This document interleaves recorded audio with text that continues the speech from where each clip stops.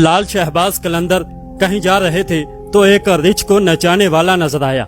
पूछा तुम कौन हो? तो बोला कलंदर हूँ। उस दौर में रिछ नचाने वाले को भी कलंदर कहते थे। आप बेख्तियार मुस्कुरा दिए। ये बात उस रिछ वाले को पसंद नहीं आई। कहने लगा आप कौन है? फरमाया मैं भी कलंदर हूँ। कहने लगा कि आप कैसे कलंदर हैं?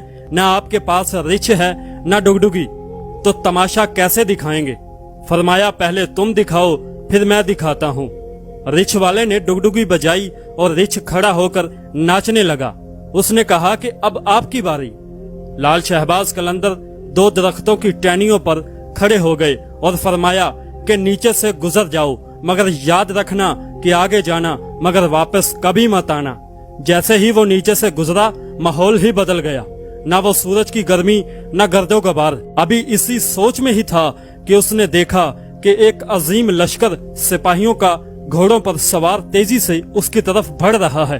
वो घबरा गया कि आज तो जान गई। पास पहुंचकर लश्कर रुका और सीपा सलार आगे बढ़ा। उससे पहले वो कुछ कहता कि सीपा सलार बोला कि बादशाह सलामत, आप कहाँ गायब हो गए थे?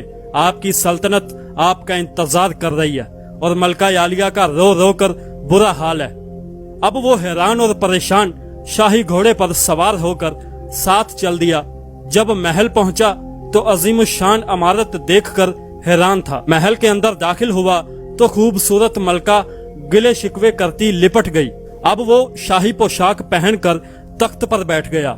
सालों गुजर गए, बच्चे हुए, फिर शहजादे बड़े हो गए, बुढ़ापा आ गया, जिस्म से जान मुंह से जायका चला गया। एक दिन अपनी सल्तनत में दरिया के किनारे बैठे ख्याल आया कि आखिर क्या हुआ था। उसी जुस्तजू में वहीं पहुंचा जहां पर लश्कर था तो देखा कि वो दरख्त अभी भी मौजूद है। सोचा चलो देखते हैं, और दरख्त के बीच से गुजरा तो माहौल बदल गया। वही वक्त वही मकाम, सामने उसका रिछ और डुगडुगी पड़ी है। वही गर्मी वही गर्दो गबार। पीछे देखा तो लाल शहबाज कलंदर रहमतुल्लाह अलैह सरकार खड़े थे उसी हालत में। बोला जनाब मेरी सल्तनत, मेरी मलका, मेरे शहजादे। तो आपने फरमाया